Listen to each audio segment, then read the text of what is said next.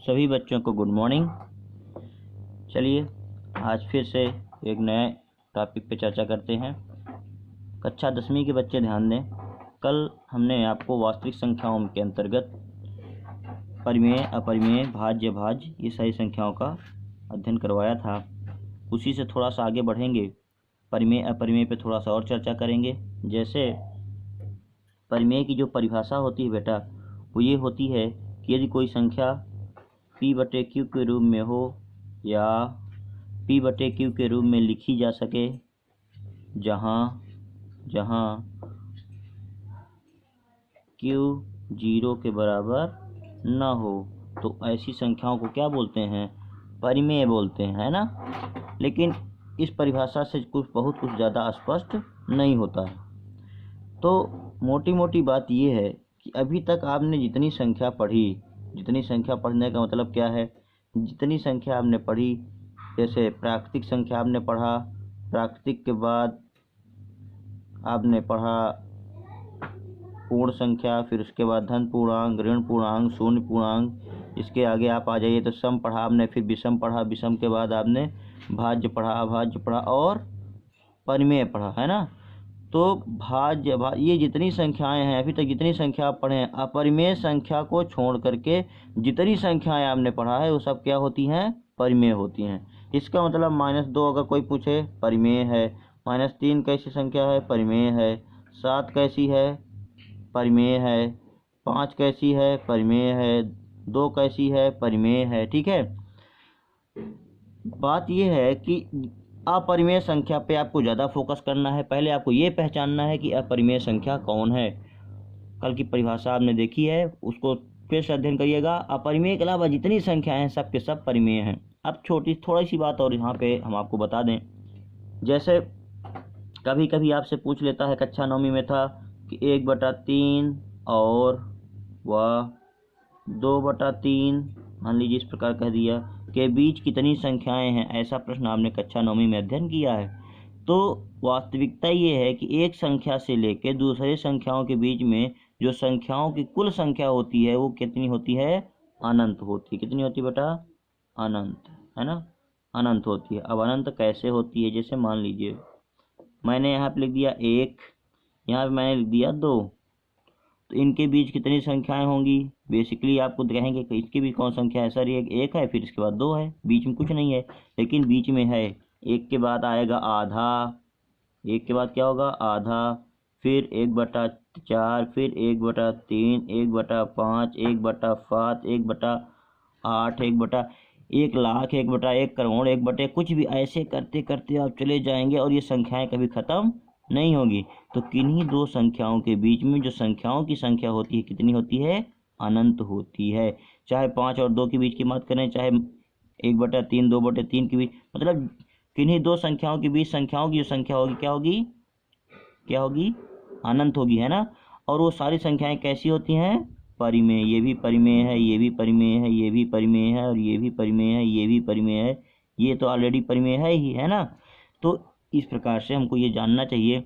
कभी कोई कह दे कि 7 और 10 के बीच में कितनी संख्याएं हैं, तो ये प्रश्न दो प्रकार से बन सकता है। अगर 7 और 10 के बीच में कितनी पूर्ण संख्याएं या पूर्णांक संख्याएं हैं, 7 और 10 के बीच में कितने पूर्णांक संख्याएं हैं, तो आप बताएंगे 8 है, 9 है, केवल 2 पूर्णांक संख्याएं हैं।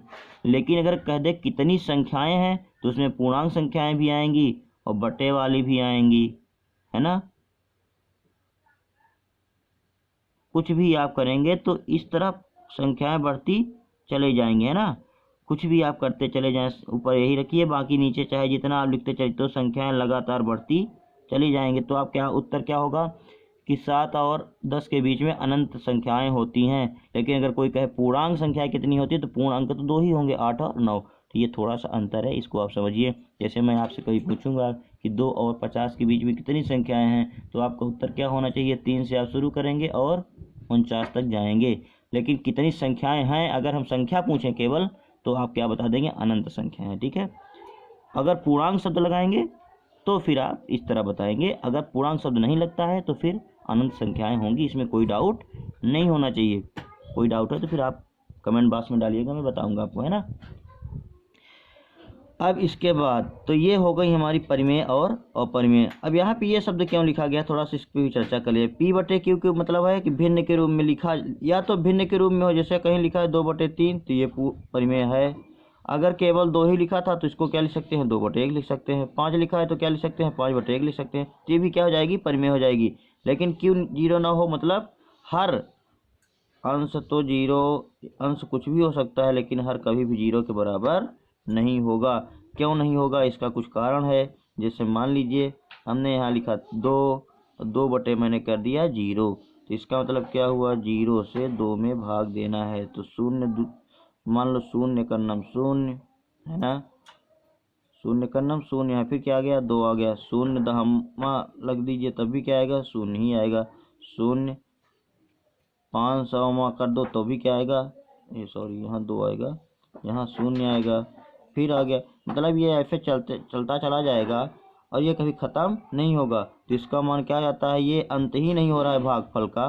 भागफल जो आ रहा है वो अंतहीन है ना।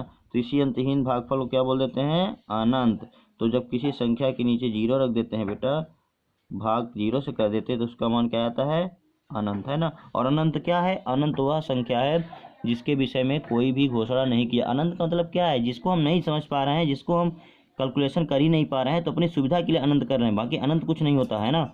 अब हम नहीं कर पा रहे हैं तो अनंत बोल के अपने जिम्मेदारी से छुटकारा पा लेते हैं मैथ में, ठीक।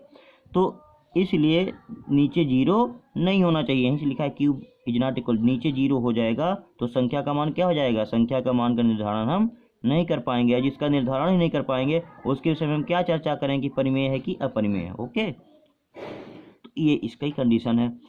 अब परिमेय अपरिमेय को मिला दो तो बन जाती है वास्तविक संख्या, और ये है हमारे चैप्टर का नाम। तो यहाँ तक तो चैप्टर का केवल इंट्रोडक्शन हो रहा था कि चैप्टर तक हम पहुँचे कैसे। अब आपको हम इससे जुड़े हुए कुछ बेसिक फंडामेंटल बता रहे हैं जो आपके परीक्षा उपयोगी होंगे। अभी तक जितना भी आपने पढ़ा हुआ आपके नॉलेज के लिए था, अभी तक एग्ज़ाम से ओरिएंटेड कुछ भी नहीं था, ठीक है। कुल मिला के 10वीं के एग्ज़ाम के लिए तो कोई मतलब नहीं था, केवल वही शांत अशांत के अलावा। तो अब चलिए आगे बढ़ते हैं। तो एक आपके कोर्स में है यूक्लिड विभाजन प्रमेय। क्या है बेटा, यूक्लिड विभाजन प्रमेय। हम इसका अध्ययन करेंगे, लेकिन अभी हम केवल लिख दिए हैं, इस पर आपको विशेष ध्यान नहीं देना है। आपको इस पर बिल्कुल ध्यान ही नहीं देना है, ठीक है। मैं जो चर्चा करूंगा उस पर आपको ध्यान देना है। आज से मैं आपको कुछ क्वेश्चन भी दूंगा, आप हल करके हमको फोटो व्हाट्सएप पे भेज दीजिएगा, है ना। तो जैसे मान लीजिए मैंने आपसे कह दिया, ये आप सब जानते हैं, मैं आपको पहले ले चलता हूँ जो आप जानते हैं ना, आपके पास जो पूर्व ज्ञान है। जैसे मैंने यहाँ पे लिख दिया, मैंने यहाँ लिख दिया 31 तो थोड़ा बड़ा हो जाए, 3 ही लिख देते हैं ना। यहाँ मैंने लिख दिया 3 और यहाँ पे मैंने लिख दिया 78। क्या लिख दिया बेटा, 78 लिख दिया है ना। तो आप क्या करते हैं, 3 का नाम 3, यहाँ क्या बचे, 3 का नाम 3 बल्कि 3 दूनी 6, यहाँ 1 बचेगा, 18, 3 6 18, और इस प्रकार आप कट्टम कुट्टम कर देते हो। करते हो कि नहीं करते हो। फिर यहाँ पे देखो, यहाँ क्या लिखते हो, मान लो यहाँ पे हमने लिख दिया 99 और यहाँ से क्या कर दिया, 2 से इसको भाग लगाया। तो 2 से भाग लगाएंगे, 2 चौको 8, यहाँ क्या बच गया 1, यहाँ 9, फिर यहाँ 2 नमा 18 और यहाँ क्या बच गया 1। यहाँ देखो इसको आप ऐसे भी, आपने बचपन में सर ने आपको उत्तर की जांच करने के लिए कहा था कि कैसे आप पता करोगे कि भाग हमारा सही है कि गलत है। इस संख्या को जो इधर लिखा जाता है इसको क्या बोलते हैं, इसको कहते हैं भाजक। भाजक मतलब जिससे हम भाग देते हैं, है ना। और जिसमें भाग देते हैं उसको क्या बोलते हैं बेटा, भाज्य। और जो भाग करने के बाद आता है उसको क्या बोलते हैं, भाग फल। और जो यहाँ बचता था उसका क्या नाम हुआ करता था उस समय, शेष फल, है ना। तो अब देखो हम लोग इसी से एक फार्मूला देखो डेवलप करते हैं। इसका गुणा इधर करो और इसको जोड़ दो तो बराबर आ जाएगा इसके, कि नहीं आएगा। उत्तर आपका होगा आएगा। जैसे हम यहाँ 99 लिखे हैं, 99 बराबर क्या होगा, 2 गुणे 49 धन 1, 49 दूना 98, 98 1 99, है ना। तो ये क्या है, ये क्या है, ये भाज्य है। ये क्या है बेटा, भाज्य है। भाज्य बराबर भाजक गुणे भागफल धन शेषफल। ठीक है। और ये शेषफल जो है इस पर थोड़ा ध्यान दीजिए।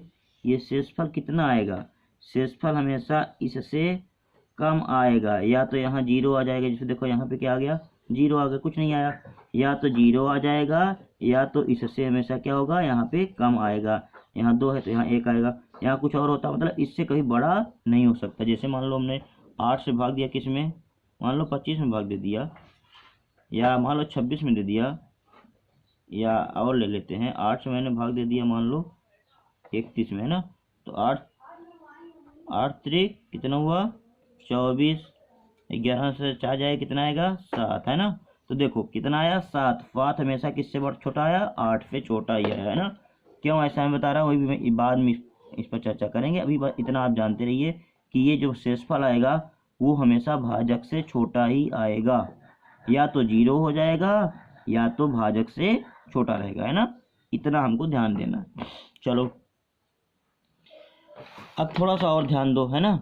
अब इसमें ध्यान ये देना है, ध्यान देने वाली बात ये है कि इतना तो सब कार्यक्रम हो गया, चलो ठीक है। अब बात ये है कि इसमें हमारे उपयोग की चीज़ क्या है।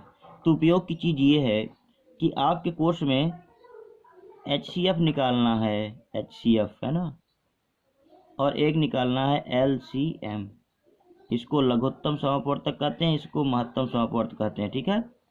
तो LCM और HCF हो सकता है आप निकालना जानते हो, पर मैं थोड़ा सा आपको बताते हुए आगे बढ़ाता हूँ। तो जैसे मान लीजिए मैंने लिख दिया यहाँ पे, यहाँ मैंने लिख दिया 10, है ना। और यहाँ फिर मैंने लिख दिया 10 के बाद क्या लिख दिया, यहाँ लिख दिया मैंने, कुछ भी बोलो जल्दी बोलो, 27 लिख दिया भाई। क्या लिख दिया 27, ठीक। तो 10 को कैसे, पहले इसको अभाज्य गुणनखंड में हम बदलते हैं। तो यहाँ ऐसे ऐसे ये वाला प्रक्रिया आपने देखा होगा, 2 पंचे 10, ये गुरुजी ने हमको बताया होगा, 5 का नाम 5 और बस खत्म। तो इसको हम क्या लिख देते हैं, एक सब में लिखेंगे बेटा, गुणे 2 गुणे 5, है ना। फिर 27 आ गया ना, 27 ना लेके बेटा हम यहाँ पे 25 ले लेते हैं, ठीक है। क्या ले लेते हैं 25, अभी बताते हैं क्यों लिया। तो यहाँ 25 मैंने लिखा, 25 लिया तो यहाँ क्या किससे भाग दिया, 5 से 50 25, 5 का नाम 5, ये खत्म हो गया। 1 गुणे 5 गुणे 5, है ना। अब इसका हमको क्या निकालना है, HCF। क्या निकालना है बेटा, HCF, है ना। HCF कैसे निकालेंगे थोड़ा सा ध्यान दीजिए। HCF वो होता है जो दोनों संख्याओं का हमने गुणनखंड कर लिया। गुणनखंड कैसे करेंगे, ऐसे करेंगे। अब इसमें देखिए जो दोनों में हो अंक वो इसमें लिख लीजिए। एक देखो दोनों में है, एक है ना दोनों में, तो एक हमने लिख लिया। और दोनों में कौन है, हमारा 5 भी दोनों में है, तो हमने क्या लिख लिया, 5 को गुणा करके लिख लिया। तो इसका HCF क्या हुआ, HCF इसका हो गया 5, ठीक है। और LCM कैसे निकालेंगे, LCM में क्या करेंगे, पहले जो दोनों में है लिख लो। जैसे 1 दोनों में था लिख लिया, 5 दोनों में था लिख लिया। अब जो बच जाए उनको भी लिख लो। तो यहाँ क्या बच गया, यहाँ बच गया 2 आपका, यहाँ क्या बच गया, यहाँ बच गया आपका 5। अब आप गुणा कर लो, 1 पंचे 5, 5 दूनी 10, 10 50 50।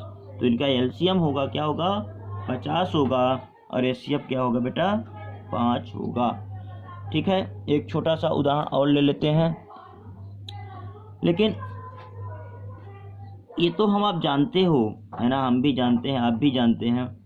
अभी हमको कुछ अलग सीखना है, HCF निकालने की अलग विधि सीखनी है। हालांकि इस विधि से भी आप अपने से संख्याओं को लीजिएगा और लेके 2-2 3-3 संख्याओं को ले करके उसका HCF LCM निकाल के भेजिएगा। मैं थोड़ा सा एक टॉपिक और पर चर्चा कर देता हूँ। जैसे 2 तरीके हैं, जैसे मान लीजिए लिख दिया हमने 135 और 255, मान लो लिख दिया बेटा, है ना। 135 और 255 ये संख्या मैंने लिख दी। और इसका हमको क्या निकालना है, इसको हमको निकालना है HCF। तो पहले जो बड़ी संख्या है उसमें छोटी संख्या से क्या करिए, ये दूसरी विधि है बेटा, यही हमारी परीक्षा में आती है, ठीक है। एक बड़ी संख्या में छोटी संख्या से भाग देंगे, तो 135 से जब भाग देंगे तो एक बार जाएगा, आप भाग होकर के देख लीजिएगा।